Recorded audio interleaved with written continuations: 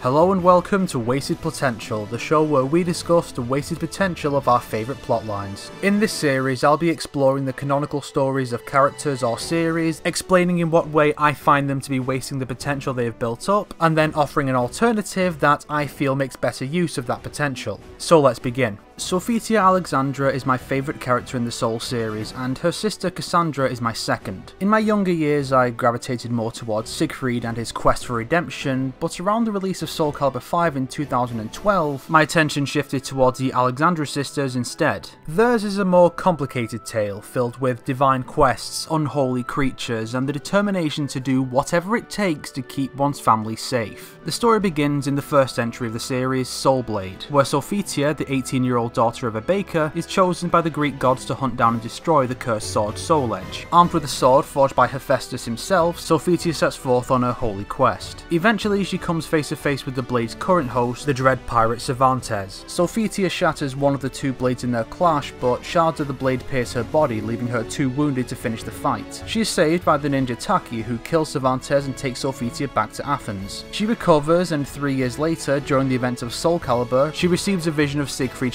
who had taken the remaining Soul Edge blade and become possessed as the Azure Knight, Nightmare. She collapses from the vision and is helped by a local swordsmith named Rothion. The two quickly fall in love and become engaged. Hephaestus once again assigns Sophitia the task of destroying Soul Edge. She sets out again, this time wielding a sword and shield forged by her husband-to-be. Nightmare is defeated by Shankwar and Keelik, and Sophitia, unable to sense Soul Edge's presence, returns home. She marries Rothion and produces a pair of twins, Patroclus and Pyrrha. 4 years later, the kids bring home a piece of metal that starts to corrupt them, which Sophitia realises very quickly is a shard of Soul Edge. Cassandra, not wanting her sister to have to face the evil sword again now that she has children to look after, steals Sophitia's weapons and heads out to defeat Nightmare herself, making her debut in Soul Calibur 2. Rothion then forges Sophitia a new weapon set so she can go after Cassandra and keep her safe. With Soul Calibur 2, 3 and 4 taking place one after the other, it really becomes one extended adventure, with both sisters returning home at various points and repeatedly missing one another. Around the time Siegfried is released from Soul Edge's hold at the start of Soul Calibur 3, Sophitia travels to Nightmare's home base of Ostrheinsberg Castle, where she encounters his servant, Tira. Tira makes it clear that she plans to use Sophitia's children to strengthen Soul Edge. Sophitia, thus, vows to destroy Soul Edge to protect her children.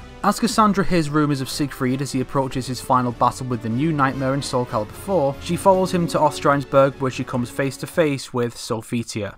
Prior to this, Tira had been recruiting more followers to protect Soul Edge from the many individuals that wanted to claim its power or destroy it. She explained to Sophitia that the shards of Soul Edge that had entered her body way back in the first game had actually tainted her blood she had passed on to her children. Tira has also abducted Pyrrha and exposed her to Soul Edge's energy so that she is now dependent on it, meaning she will die if the sword is destroyed. Soul Calibur 5 seems to contradict this, so Tira may well just be lying, but either way, Sophitia reluctantly agrees to protect Soul Edge to protect her daughter. This is great so far, right? Aside from the story spinning its wheels a little between 2 and 3, we have a really good story about a mother trying to protect her children and a sister trying to protect said mother for the sake of said children, and now their respective paths have brought them into conflict with one another. So why is this the first episode of a show about wasted potential? Because Soul Calibur 5. You see, Soul Calibur 5 takes place 17 years after Siegfried kills Nightmare and seemingly destroys Soul Edge, and focuses on the now grown-up Patroclus and Pyrrha. By this time, Sophitia is dead, having sacrificed herself to save Pyrrha, though the game itself never actually specifies how she did that, because Soul Calibur 5 is the worst. Unlike previous games, SC5 doesn't bother giving characters in-game bios so that we know who they are and what their goals are, which one would think would be especially important in a game where half the roster has been replaced by newcomer kids and apprentices.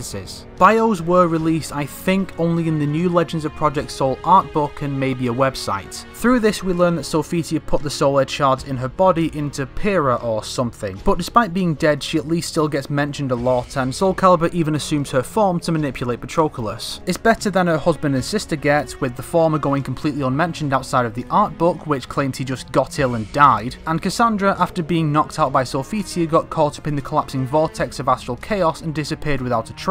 She then appears in the debatably canonical card-fighting mobile spin-off Soul Calibur Unbreakable Soul, travelling through the astral chaos with Edgemaster to explore parallel universes. And then when Patroclus kills the possessed Pyrrha and ends up inside astral chaos himself, he encounters Edgemaster, who gives him guidance and helps him go back in time. Edgemaster, not Aunt Cassandra, who is also trapped inside astral chaos. Surely it would have made far more sense for her to appear before him, comment on his growth in both size and combat prowess, then comfort him over killing his sister and warn him to be wary of Sophitia, and maybe drop some exposition about the current state of the family. But no, that would make far too much sense for Soul Calibur 5. I am absolutely convinced that the plan was to have Cassandra return in Soul Calibur 6 without having aged a day, so she could continue to be playable since she'd be under the 40-year threshold that forces women to retire in Namco fighting games. But with 6 looking to be a reboot of the franchise, whatever plans they may have had for her have gone completely out the window, and probably for the best. It's disgusting that despite being brought to the forefront for the series' final chapter, the Alexandra family got screwed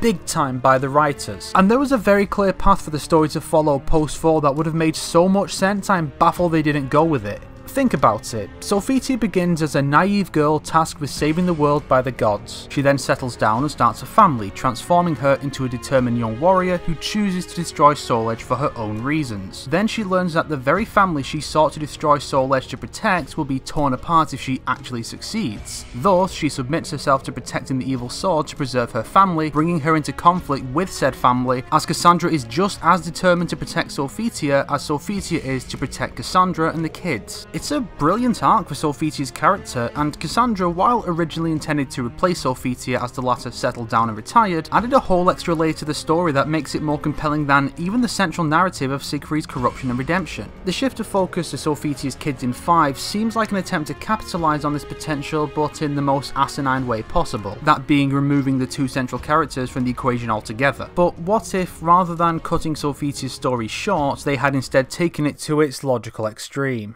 My vision for a follow-up to Soul Calibur 4 centres on Cassandra. Like in the canon, Cassandra is defeated by Sophitia, but instead of a single hit, Soul Edge's power drives Sophitia into a berserker rage, where she delivers a savage beating that leaves Cassandra comatose for a while as part of its plan to break Sophitia's will. Cassandra is then saved by Zasalamel, who takes her away to recover, having seen her potential in the fight against Soul Edge. By the time she awakens, Siegfried has killed Nightmare, but Soul Edge was stolen before it could be destroyed, and Sophitia has gone missing. Cassandra finds herself teaming up with Siegfried, an expert in all things Soul Edge, reasoning that Sophitia's disappearance must be connected to Soul Edge. They travel in a group including a few other characters like Hild and Zasalamel, and follow rumours of a successor to Nightmare. Rather than just another version of the Azure Knight, it's an entirely new form of Soul Edge host, some sort of Twilight Knight in jet black armour and a female figure, and I'm sure you see where this is going. The scars she received from her sister resonate with the evil sword, drawing Cassandra towards the blade. She feels the effects particularly in her sleep, receiving visions of where the blade currently is and finding herself sleepwalking in that direction, with the former initially leading to wacky hijinks like in Soul Calibur Broken Destiny, before both of these potential benefits start becoming more erratic and frequent and burdensome as the party grows closer to their goal. They follow the rumours all the way back to Athens, where they find Sophitia, possessed by Soul Edge and trying to abscond with her children, as Soul Edge twists her thoughts to make her believe that only she and her blade can keep her children safe, even wounding Rothion in the attempt. Joined here by their canonical brother Lucius, finally bringing him into the story, Cassandra gives chase to Sophitia, culminating in a clash between the 2 sisters where Cassandra ultimately wins, freeing Sophitia from the evil sword's hold. She most likely wields Soul Calibur, which, despite needing it to survive his wounds from 3, Siegfried could willingly give up to Cassandra so she can save her sister. This would give Siegfried's own arc an actual conclusion, instead of just having him go off to start up his old berserk-inspired mercenary band again, and randomly deciding to give Soul Calibur to Patroclus because he can sense his main character status. Tira either takes up Soul Edge and acts as the final boss that the sisters unite to defeat, or Sophitia had retained enough of herself until now to kill Tira herself and take her soul for Soul Edge. Either way, Sophitia and Cassandra use Soul Calibur to purify Sophitia's kids, and it is then the 2 sisters who plunge Soul Calibur into Soul Edge to destroy it, rather than the 2 kids. Then they return home to live happily until a possible sequel where a new threat emerges. But maybe this threat, rather than a new sword, is Soul Calibur itself, since both 4 and 5 did start to explore the idea of the 2 swords being order and chaos rather than good and evil, before unceremoniously having both swords destroyed by the twins in 5's climax, leaving much of that potential plotline unexplored. This approach would capitalise on the compelling story arc of Sophitia and her family, give a proper conclusion to the almost as good Siegfried redemption arc, and leave the door open to explore the idea of an evil Soul Calibur in a sequel. And you wouldn't even need to drop 75% of the cast to do it.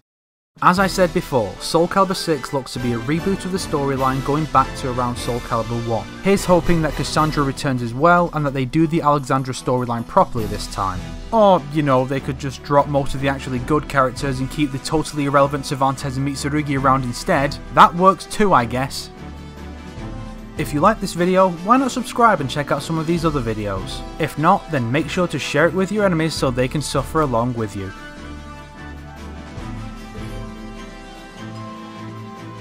Wait, if Eurydice' shrine is in the mountains, then why is Sophitia never cold?